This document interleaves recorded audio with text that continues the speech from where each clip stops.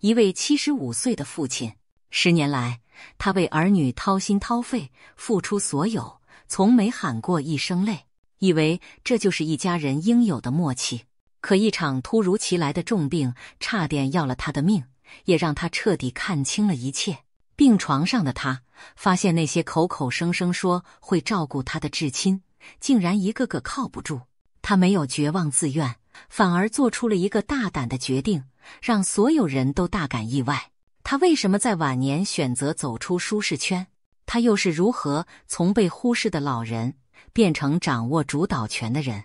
当晚年不再安全，亲情不再可靠，你会怎么办？今天这支影片不煽情，只讲真实。一位父亲走过屈辱、沉默、醒悟与反击。他没有大吵大闹，却用行动证明了真正的尊严就是默默活出让人后悔的样子。欢迎收看老年智慧，本期内容你一定要看到最后。我叫陈志贤，今年75岁，出身乡下，一辈子说不上有什么大成就。年轻时在工地做过苦力，也种过田，脚踏实地养家糊口，把一双儿女拉扯大。儿子陈建业从小聪明肯读书，是我心中的骄傲。他大学毕业后留在台北市区工作，娶了个城市姑娘王慧琳为妻。第2年就生下了孙子亮亮。那一年我刚满65岁，老伴在更早前因病过世了。身体虽然有点老毛病，但还算硬朗。儿子儿媳白天都要上班，没空照顾新生的孩子。王慧琳也不太擅长育儿和家务，手忙脚乱。建业打电话回老家，开口第一句就是：“爸，你能不能上来帮我们带一下孩子？我们实在走不开。”听到儿子这么说，我心一软。他在电话那头还没说完，我已经开始收拾行李。没多想，我就从南部老家坐车北上，搬进了儿子的家。心想孩子们工作忙，我来帮把手是应该的。带孙子本就是我们那一辈常做的事，怎么能见死不救呢？刚去城里的日子，对我这个乡下老人来说真不容易。都市里什么都跟老家不一样，巷子像迷宫，垃圾分类规矩多，厨房的瓦斯炉、电锅、洗衣机全都是按钮开关，第一次用怎么也摸不着头绪。记得有次我想煮饭，结果按错了电锅模式，一锅米饭煮成了半生不熟。儿媳慧琳当场皱起眉：“爸，这么简单也会煮坏啊？”她语气里的嫌弃，我又怎会听不出来？我尴尬的道歉，心里不是不难过，但还是忍了。想想她年轻没耐性，我这当公公的多包容她一点吧。白天我学着在菜市场采买，一趟趟提着菜篮穿梭人潮，回家照顾嗷嗷待哺的婴儿，换尿布、喂奶、哄睡，一样样现学现做。晚上孙子亮亮3不5时半夜啼哭，我得一起床抱他，冲奶粉、喂奶、拍拍哄睡，一晚要折腾4、5次，常常弄得腰酸背痛，两眼泛黑。亮亮发烧那回，我一夜没合眼，坐在客厅抱着孩子量体温、物理降温，不敢闭上眼睛。亮亮第一次喊人，第一次走路，都是我手把手带大的。那10年里，我几乎把他当成自己的孩子在疼。建业夫妻忙工作，家里的3餐、打扫、洗衣、接送、陪读全落在我身上。平日里柴米油盐的开销，我也常自己掏腰包，从没跟他们要过1分钱。我心甘情愿付出，觉得这就是做长辈应尽的本分。可是后来我才明白，有些付出一旦被视为理所当然，就变成了廉价，甚至毫无价值。10年说长不长，说短不短，我的年纪一步步上去了，身体却一天天垮下来。从60几岁精神尚好的退休长辈，变成了动不动就气喘、膝盖作痛的糟老头。原本说好帮忙带孙3年就好，结果一待就是整整10年。我以为含饴弄孙、天伦之乐就是自己的晚年生活，却没想到这样的日子在第10年时被一场意外打破了。那一天傍晚，我在厨房忙着做饭，突然感到胸口像被重重一击，喘不过气来，眼前一黑，我扶着琉璃台勉强站住，冷汗直流。迷糊中听到孙子在客厅喊：“奶奶，爷爷倒了！”再来就是儿媳的尖叫声和一阵阵急促的脚步声。隐约间，我感觉自己被抬上了救护车，耳边有人喊着：“血压很低，准备电击。”我想张嘴说话，却发不出声。脑中最后一个念头是：我是不是要死了？不知过了多久，我悠悠转醒，发现自己躺在医院加护病房，浑身插满了管子，心口很痛，但总算撑过鬼门关。原来我是心肌梗塞发作，多亏送医及时，装了支架捡回一命。病房里灯光昏黄，我虚弱地转头四顾，却不见一个家属在身边，只有隔壁床的一位大姐发现我醒了，赶紧替我按了护士铃，还递过来一杯温开水润润喉。我接过水，小声道谢，心里说不出是什么滋味。自己儿女双全，躺在鬼门关前，却没一个亲人在旁，反倒劳烦陌生病友施恩。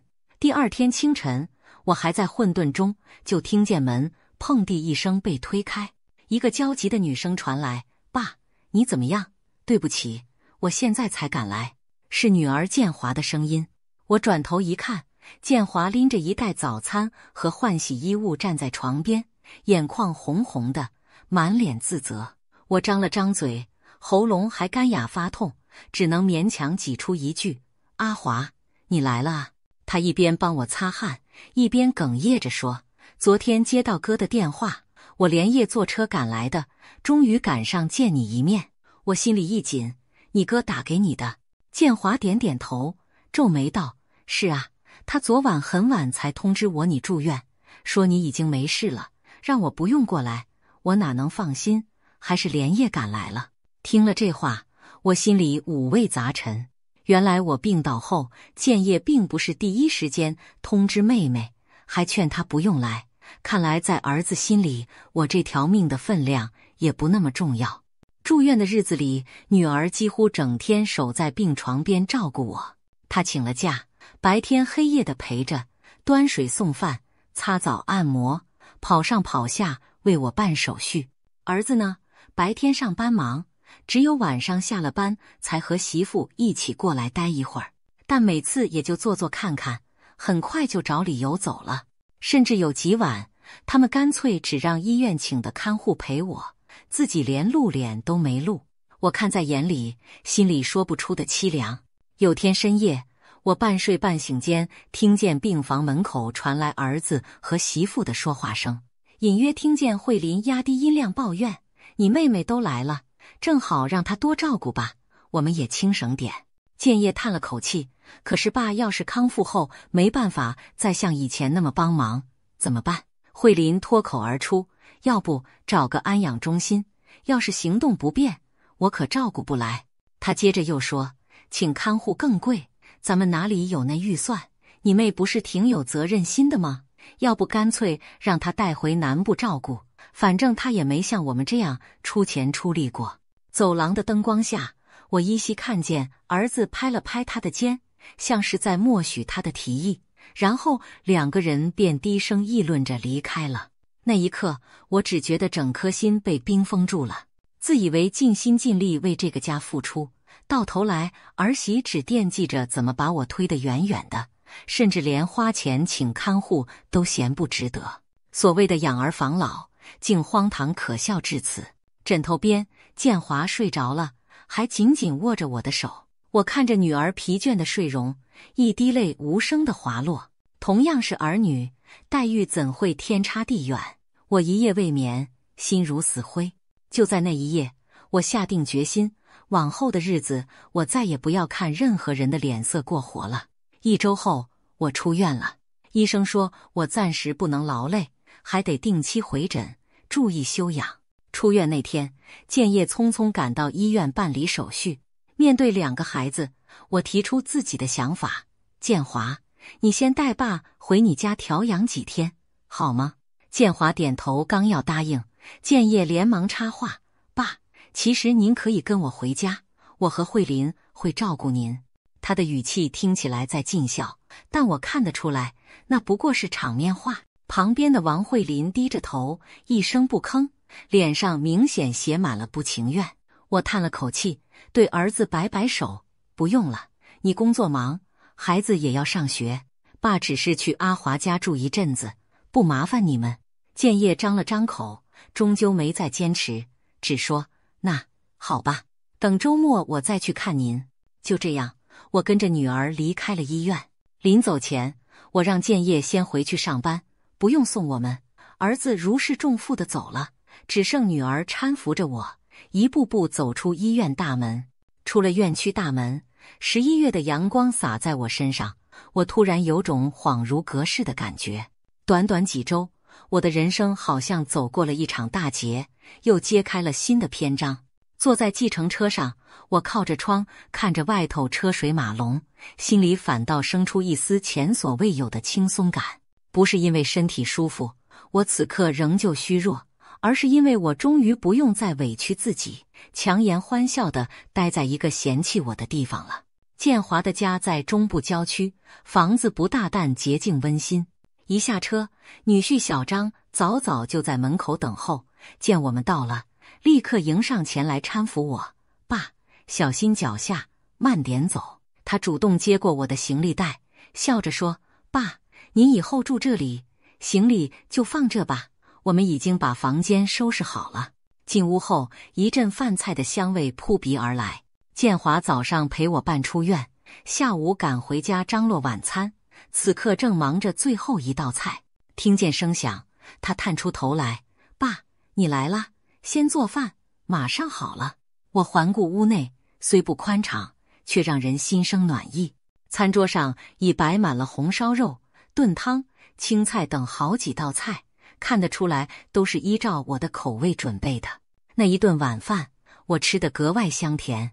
建华不停给我夹菜，心疼地说：“爸，你怎么瘦成这样？”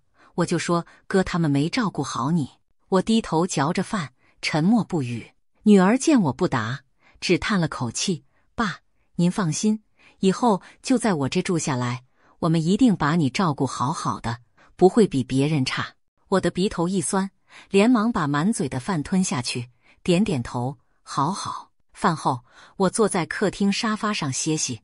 建华端来一盆热水，堆着笑容说：“爸，我帮你泡泡脚，活络一下，今晚也好睡些。”我慌忙摆手：“不用，不用麻烦你。”但小张也在旁劝：“爸，让建华帮您泡吧，这是一点心意。”女儿执意将我穿的袜子脱下，把我那双又肿又冷的老脚轻轻放进热水里，一股温暖顺着脚底直窜心头。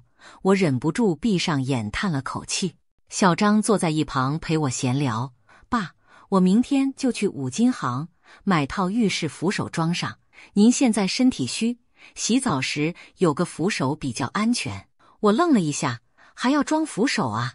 我可以小心点，应该没问题。”小张摇头笑道：“不麻烦，一根扶手的事儿，家里长辈的安全最重要。”我心里一热，一时间说不出话来。眼前这对女儿女婿的殷勤体贴，和儿子家那边的冷漠形成强烈的对比。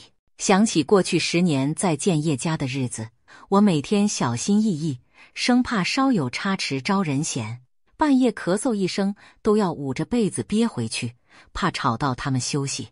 那时的我就像住在人家的屋檐下，没有半点自己的位置。而此刻在女儿家里，我真真切切感受到什么叫被在乎。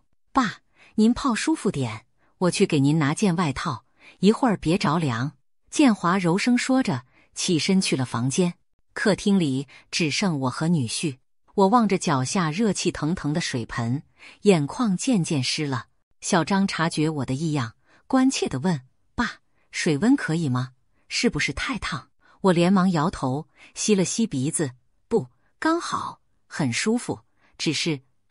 我长长叹了口气，望着窗外漆黑的夜空说：“这样才像个家啊。”小张听了一愣，随即点点头，拍拍我的肩膀：“爸，您今后就在这安心住着，哪里也别去了，这里永远是您的家。”那天晚上，我睡得格外踏实。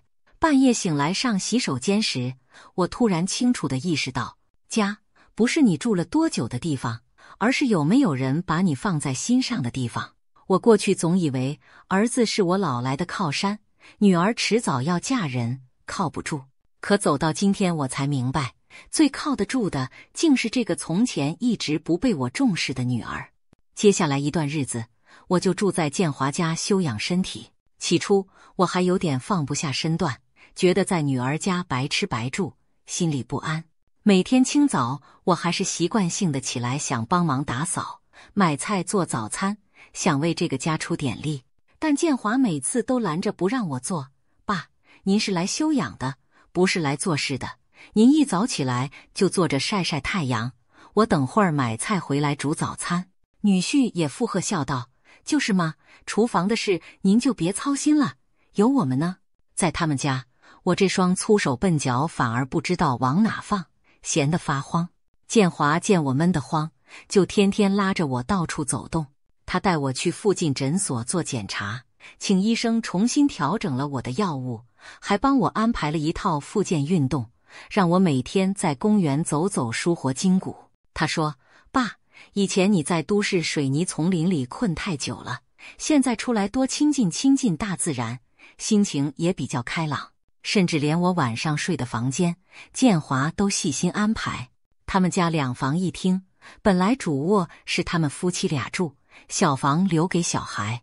可为了照顾我，建华硬是和小张搬去小房间，让我睡他们的主卧，理由是主卧靠近浴室，半夜我上厕所比较方便。我实在过意不去，坚决不同意霸占他们房间，但建华一句话就把我堵住了。爸，您是长辈，住主卧天经地义，我和小张年轻，将就一点没关系。他们2口子就这样挤进了那间窄小的次卧，愣是一句怨言也没有。回想在建业家那些年，夜里我总是睡在杂物间改成的小房，狭窄闷热不说，还离他们夫妻卧室老远。每次半夜起床，我都得摸黑蹑手蹑脚，生怕弄出半点声响吵到他们。那10年里，我常常觉得自己就像多余的人，寄人篱下，不敢有任何要求。现在在女儿这，我却成了被他们捧在手心呵护的家人。两相比照，让我既感动又心酸。有天下午，建华陪我去传统市场散步，我在一个小吃摊前驻足，闻着阵阵萝卜糕香味，不由得说：这家的萝卜糕好像挺香。话刚出口，建华二话不说就掏钱买了2大盒，回家煎给我当点心。我吃着酥香的萝卜糕，眼泪差点落进碗里。饭桌上，我忍不住对女儿说：阿华啊，过去爸总认为女儿迟早是别家的人，没想到最后真正惦记老爸的人是你。建华忙握住我的手：爸，您别这么说，以前您疼哥多一点，我不放在心上，我知道您也是有苦衷的。说完他笑了笑，又夹了一块排骨到我碗里：来，多吃点，你身体要缓过来才行。我点点头，满嘴饭菜却满心酸楚。又过了几天，我觉得身体好了不少，心里开始琢磨一件事。那天晚饭后，我主动提出要洗碗，建华拦不住，只好由我去。他在旁边帮我擦干碗盘，我看了他一眼，鼓起勇气说：阿华，爸想跟你谈件正经事。建华一听，连忙放下抹布，扶我到沙发上坐好。什么事这么严肃？您说，我听着。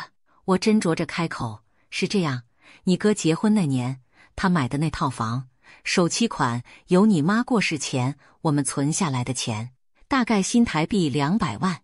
当时房子登记在他和慧琳名下，我也没多想，觉得帮孩子成家是应该的。我顿了顿，苦笑一声，接着说：我现在不是想讨那套房子，更不是贪你哥什么便宜，只是我自己年纪大了，身体一日不如一日。过去一直住在你哥家，看似有个家，其实连张自己的床都没有。建华听到这里，眼神变得严肃：爸，您的意思我明白了，您现在想怎样做？我叹了口气，艰难地说：我在想，能不能找你哥谈谈，把当年我们出的那笔钱要回来，或者至少要回一部分也好。那些钱本来就是我和你妈的养老本，如今我离开他们家，也不能手上两袖清风吧，总得为自己的晚年留点保障。建华重重的点点头，爸，您想得对，当年您帮他是情分，不是义务，他不能把父母的资助当成理所当然，出了钱出了力，到头来还要被当外人对待。我露出一丝苦涩，可是要开这个口，谈何容易啊。那晚，我鼓起勇气拨通了建业的电话。电话一接通，我还没开口，儿子就警觉地问：爸，有什么事吗？我清了清喉咙，试探着说：小叶啊，爸有件事想和你商量，你房子的事。话还没说完，建业立刻变了语气：房子的事？爸，房子是登记在我和慧琳名下的，已经是我们夫妻的财产，这跟您没关系吧？我心头一沉，但还是耐着性子道：我知道产权是你们的，只是当初首期款200万是我和你妈出的，那可是我们积攒一辈子的血汗钱。建业不耐烦地打断我：爸，当初您给钱时又没说是借，我们也没打过欠条，您现在突然提这事，不是为难我们吗？我们哪来多余的钱？我急了：爸不是要你们房子，也不是存心为难你们，只是我现在老了，手头也需要点养老的本钱。当年给你们钱是想你们日子过得好，可没想过自己晚年落得身无分文。不等我说完，建业忽然话锋一转：要不这样，您要是缺生活费，我每个月给您3-0元当零用钱，您觉得呢？听到这话，我只觉得五脏六腑都在颤抖。10年无偿的付出，换来每月3000块的施舍，儿子竟想用这点钱就把我打发了。我心寒如冰，颤声说：小叶，200万换你每月3000，这笔账你算得划算啊。建业也火了：爸，话不是这么说，我们现在开销大，房贷车贷小孩教育，哪样不要钱，您别给我们压力好不好？我只觉一阵头晕目眩，差点握不住话筒。建华在一旁看我脸色不对，连忙从我手上接过电话：哥，我是阿华，爸刚大病初愈，你非但不关心他的身体，还在钱上跟他斤斤计较，这说得过去吗？不知建业在电话那头说了什么，建华气得把电话狠狠挂断。他回过头来，只见我老泪纵横，浑身发抖。爸，别伤心，还有我呢。建华紧紧挨着我坐下，扶着我的肩说：这事不能就这样算了。我抹了抹眼泪，摇头道：阿华，爸不想跟你哥撕破脸，他毕竟是我儿子，是我看着长大的，真要闹上法庭，传出去像话吗？可也不能便宜了他们。建华急得直掉眼泪：您出的钱不说，这10年您在他们家当牛做马，他老婆有对您说过半句感激吗？做人怎能这么不讲情理？我们退让一辈子，不能最后老了还被欺负啊。当晚，建华联系了一位他朋友介绍的法律顾问，赶来家里听我们叙述经过。对方是退休的地政事务所人员，专门处理家庭房产争议。他仔细了解后对我说：法律上虽然房子没您的名字，但您可以主张当年购屋出资属于合伙关系，要求返还款项。另外，您这10年对孙子的照料属于家庭劳务付出，依民法也可酌情请求补偿。我听得一头雾水，不太懂什么法条不法条的。建华握住我的手，认真地说：爸，我支持您维护自己的权益，我们不是贪钱，只是要一个公道。我沉默良久，终于点点头：好，爸就听你的。事情很快进入法律程序，律师替我向法院递交了诉请调解的声明，要求儿子夫妇返还当年出资款项，并补偿我10年照顾家庭的劳务代价。消息一出，建业立刻打电话过来，大发雷霆：爸，您这是做什么？我们是一家人，有话不能好好说，何必弄成这样？他的语气中满是埋怨，好像我做了什么十恶不赦的事。我心中反倒平静下来，淡淡的回道：小叶，爸跟你说过好几次，我只是希望你们把当初的钱还我一些，是你每次都翻脸不认，说那钱跟我无关。还有，我在你家10年，做牛做马，你问过我累不累吗？这也是我自愿的吗？电话那头的建业一时语塞，换作慧琳接过电话，尖声指责我：爸，您这不是存心给我们添乱吗？搞到最后大家颜面扫地，您让我们以后在亲戚朋友面前怎么做人？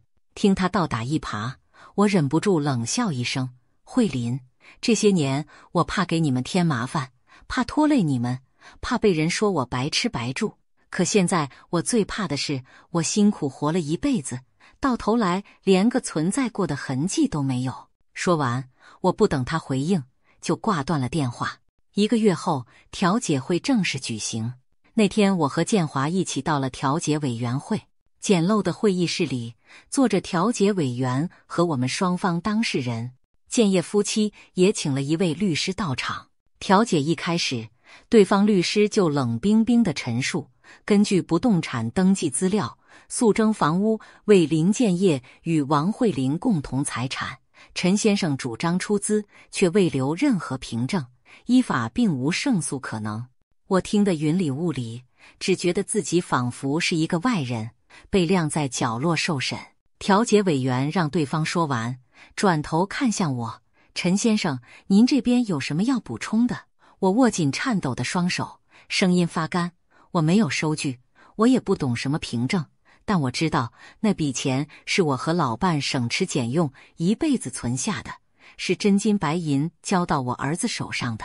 我吸了口气，继续道：至于这10年，我住在儿子家里，白天照顾孙子，晚上煮饭洗衣，半夜送急诊，哪样不是在付出？我拿过他们1毛钱没有，现在老了动不了了，反倒被当成累赘赶出家门。说着说着，我哽咽了，眼泪止不住地流。建华在旁看得直掉眼泪，不停替我递纸巾。对面建业板着脸，一言不发，慧琳则别过头去不看我们。调解委员叹了口气，语重心长地对建业夫妻说：两位，法律归法律，亲情归亲情，陈先生的辛劳付出，你们不能否认吧？做人子女的，让父亲闹到这一步，传出去也不好听，不如各退一步，商量个补偿方案，给老人家一个交代。慧琳小声地嘟囔：他不就是想要钱吗？我听了心头火起，一拍桌子站起，颤声道：对，我就是要钱，我要的不是你们施舍的3000、5000，我要的是我该得的那一笔公道。调解委员连忙起身劝我坐下，又转头瞪了慧琳一眼：这位太太，不要说难听话。我看这样，林先生、林太太，你们就诚意一点，给陈先生一笔补偿金，让他安度晚年。陈先生，您看这样可以吗？我点点头，哽着声音说：钱多钱少，再其次，只要能体体面面把事情了了，我也不想跟孩子把关系搞得太难看。经过一番拉锯，最后我们达成了和解协议。建业夫妻同意一次性支付我新台币100万元，作为返还当年出资款及10年照料劳务的补偿。签下协议的那一刻，我握笔的手都有些发抖。100万元，说多不多，说少不少。对于当年拿出200万的我来说，这笔钱远远不够。可对如今手头空空的我来说，这又是一笔救命款。更重要的是，这纸黑字白的协议，终于替我找回了遗失已久的公平。法律也许不能万能的抚平人心，但至少替我讨回了一份该得的尊重。走出调解委员会的大门时，我觉得天空格外湛蓝，脚步也格外轻快。建华搂着我的肩，激动地说：爸，您这口气可算出了。我慢慢点头，我这不是跟建业翻脸，而是要让他明白，老爸不是他随用随丢的破抹布。当晚回到建华家，小张端出一碗热腾腾的莲子汤，笑呵呵地对我说：爸，庆祝您打了一场漂亮的胜仗。我接过汤，一股热流涌上心头，谢谢你们，真的谢谢你们支援我。走到这一步，话没说完，我眼泪又掉下来。那一夜，我流着泪失眠了，但这次不是悲伤，而是百感交集。活了大半辈子，第一次为自己争取权益，第一次没有退让。原来这世上最难的，不是和别人争，而是突破自己心里的枷锁。过去我太怕别人说三道四，怕人戳脊梁骨，怕伤了孩子的心。可是到头来，我才明白，有些账你不去算，就永远没人替你算；有些理你不争，别人就拿你当软柿子捏。我争的从来不只是那一笔钱，而是要证明我这一生值不值得被尊重。不久之后，建业依约把100万元补偿款打进了我的账户。那天我一个人去银行查账，屏幕上跳出的数字看得我眼眶发热。我不是贪心的人，可这笔钱带给我的是一种久违的安全感。对一个上了年纪的人来说，钱也许不是万能，但没有钱却是万万不能。它不仅是养老的底气，更是做人的尊严。我走出银行，仰头看着蔚蓝的天空，心想，往后的日子我该有自己的打算了。回到女儿家，我把他们夫妻叫到面前，开门见山地说：阿华、小张，有件事爸想和你们商量。建华以为我要给他们钱，连忙推辞：爸，那钱是您的，您自己留着将来用，我和小张都有工作，不缺的。我笑着摆手：不是给你们钱的事，是爸想自己搬出去住。此话一出，两人都愣住了。建华着急地问：爸，是不是我们照顾不周，你住得不习惯？我摆摆手：不，你们待我很好，我这辈子都感激不尽。我顿了顿，郑重地说：正因为如此，我才不想一直麻烦你们，我想有一个属于自己的地方，那样我心里才能踏实些。建华还想再劝，被小张拦住了。只见他点点头说：爸，既然您有这个念头，我支持您的想法。我正好有个房仲朋友，最近在卖一间小套房，环境不错，价钱也实在。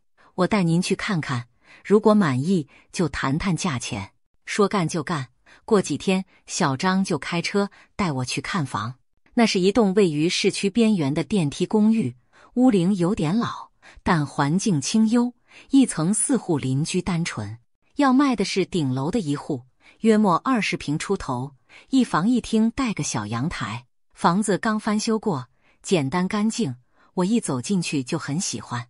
屋主开价280万，小张帮我谈到260万成交。我当下付了定金，准备办贷款。钱的部分，我之前在南部老家还有一栋祖屋，当年老伴过世后，我一直锁着没住。我想了想，那房子多年无人居住，早已破败，留着也是负担，不如卖了贴补这次买房。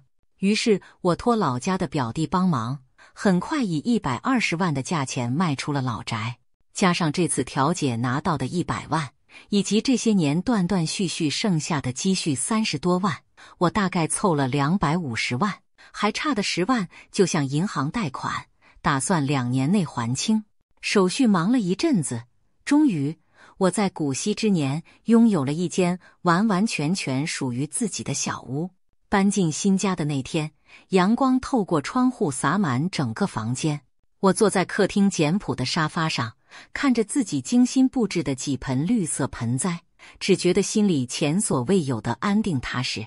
这间小小的屋子不豪华也不宽敞，可它是我的地盘，我想怎么布置就怎么布置，想住多久就住多久，再不用看任何人脸色，也不怕被谁赶来赶去。人活到这个岁数，兜兜转转，竟然还能有一个属于自己的真正的家，我真的心满意足了。隔天一早，我兴冲冲出门四处逛逛，认识新社区的环境。走出巷口不远，就有一家便利商店和一家小诊所，生活机能挺方便。再往前，居然还有一座不小的社区公园和长者活动中心。活动中心门口贴着公告，每周2、4上午有银发族的体操课，周5有共餐活动。我当场就报名参加，反正我一个人吃饭也简单，不如去跟其他长辈一起热闹热闹。慢慢的，我的新生活步上了正轨。每天早上7点，我准时起床，换上运动服去社区公园，快走半小时，回来自己弄点早餐，有时煮个蛋，有时买个馒头，就着豆浆凑合一餐。饭后看看新闻，听听广播或读报纸，再出去买菜备午饭。下午没事的时候，我就去活动中心报到，上体育课，写书法，还交到了一群年纪相仿的新朋友。有几位老伯和我特别谈得来，他们喜欢在公园下一种象棋，也邀我加入。我们常常几个人在树荫下摆开棋盘，一边杀棋一边哈拉聊天，日子过得倒也充实自在。此外，我还在活动中心找到一份半日工，可以贴补生活。他们聘请资深居民担任巡逻志工，每周3天，主要是在附近几条街巡视环境、安全等，算是一种社区服务。虽说是志工性质，但有少许津贴，1小时180元。我欣然应征上了岗，反正我身体允许，在社区里走走晃晃，对我也是锻炼。虽然赚得不多，但让我觉得自己还有用处，不是真的老到只能等着别人照顾。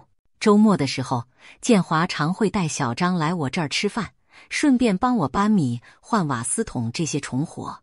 每次他看见我都笑眯眯地说：“爸，我觉得您现在精神比以前好多了，整个人都年轻了。”我开心地回他：“那可不，以前在你哥家，我活得像关在笼里的老鸟，现在飞出来了，每天晒晒太阳，当然容光焕发。”父女俩相视大笑，一切尽在不言中。有时建业也会带着亮亮过来看看我。他刚开始来的时候显得有点局促不安，只会买些水果营养品放下，聊几句家常话就走。后来渐渐的，他来的频率变高了，人也比以前和气许多。有一次，他难得没带家人，只身来访，坐定片刻，他突然从袋子里拿出一盒我爱吃的绿豆椪，低声说：“爸，这是我特地跑老店买的，您之前不是最爱这口吗？”我愣了愣，点头接过：“谢谢。”建业犹豫了一会儿，终于鼓起勇气开口：“爸，对不起。”我一怔，心头说不清是什么滋味。“你跟爸说对不起什么？”他垂下头，满脸愧色：“以前是我不对，我只顾着自己小家庭的日子，忽略了您的感受，特别是您生病那次，我太自私，太不懂事了。”我沉默地看着这个年近半百的儿子，仿佛又看见了他小时候知道错后红着眼睛跟我赔不是的模样。半晌，我拍拍建业的手背，缓缓道：“知道错了就好，爸当初也不是为了钱跟你闹，只是心寒。”建业连忙点头：“我明白，我真的明白，我也是等您离开后才彻底醒悟过来。”他眼圈泛红，哽咽着说：“谢谢您给我机会补偿，现在您愿意让我来看您，我很感激。”我苦涩地笑笑：“傻孩子，你是我儿子啊，哪有当爸的不让儿子登门的道理？”此后，建业夫妻也偶尔一起过来。慧琳不像以前那样趾高气扬了，每次都会礼貌地喊声爸，帮忙收拾碗筷。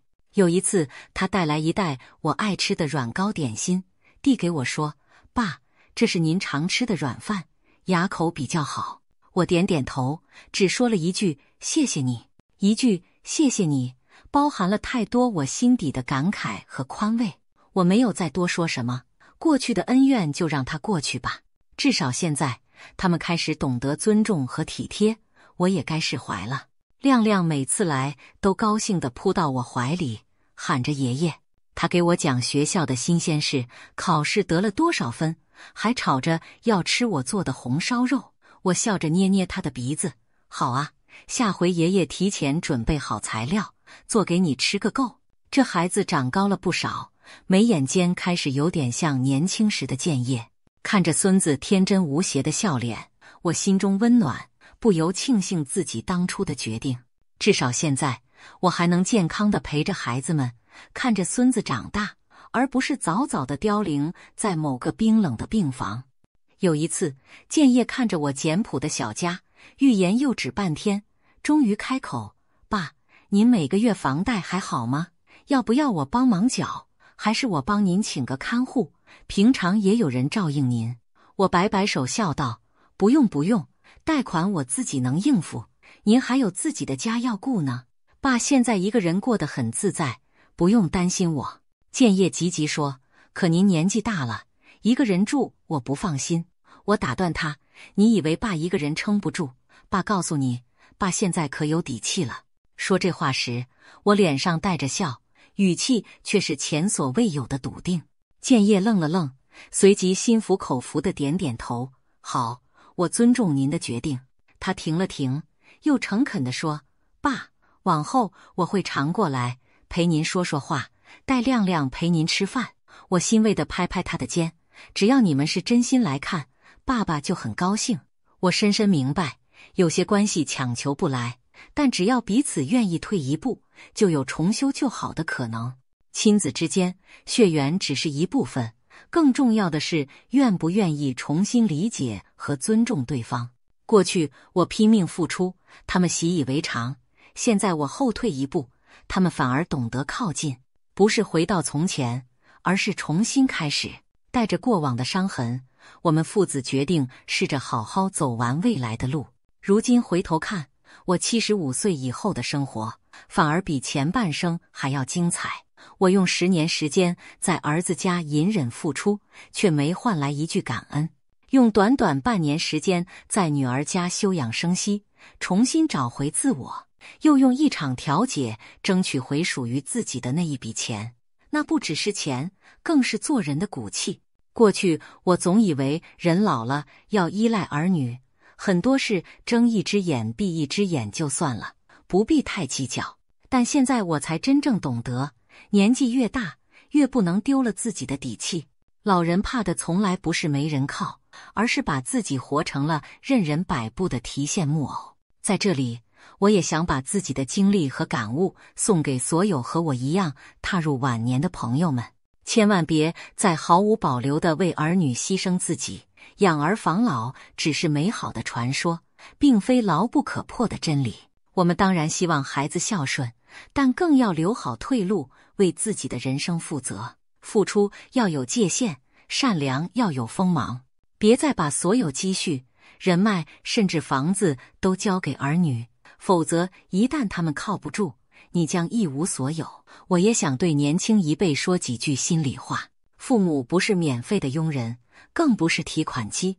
我们含辛茹苦养育你们长大，不求你们回报多少金钱，只盼着一点点真心的关怀与陪伴。父母老了，要的不是奢华的物质享受，而是一个电话、一顿饭、一次哪怕短暂的探望。不要等到树倒空巢才追悔莫及。经历过这一场生死和人情冷暖，我更加坚定了今后要紧紧守住的3样东西。1. 自己的健康。保住了健康，晚年就有了最大的本钱，身体硬朗，生活能自理，儿女再忙你也能照顾好自己，不用看人脸色过日子。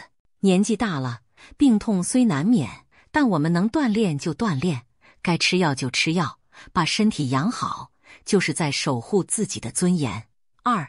自己的房子，哪怕只是一套小小的斗室，也一定要有属于自己名下的房子。父母的家永远是儿女的港湾，但儿女的家未必容得下父母的常住。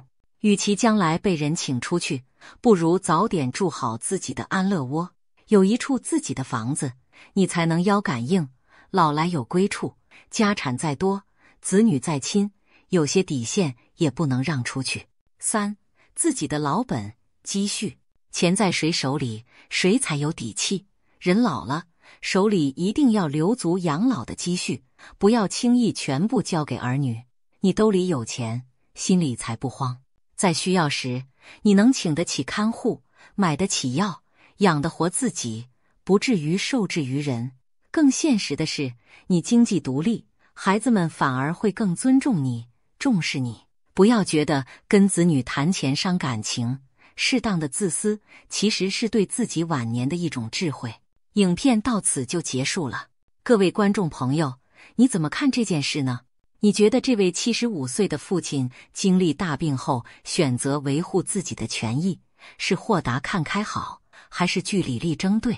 如果是你，为了晚年的尊严，会不会和子女撕破脸？养儿防老真的是必然的依靠吗？还是说亲情往往经不起考验？有人说人老了就别太较真，也有人说即便难堪也该为自己讨回公道。你又怎么看呢？你支持他的做法吗？还是觉得他太决绝？每个人的晚境遭遇都不尽相同，但相信你一定也有自己的想法。欢迎在留言区写下你的看法和故事。如果你身边也有类似的情形，更希望你能分享出来，让更多人知道，这样的经历并非个例，而是许多家庭正在上演的现实。别忘了订阅我们的频道，并开启小铃铛，这样就不会错过每一次对人生底层的深度观察和探讨。如果你觉得今天的影片内容对你有所触动，也请帮忙分享给有需要的人，留言、订阅、分享，我们下期再见。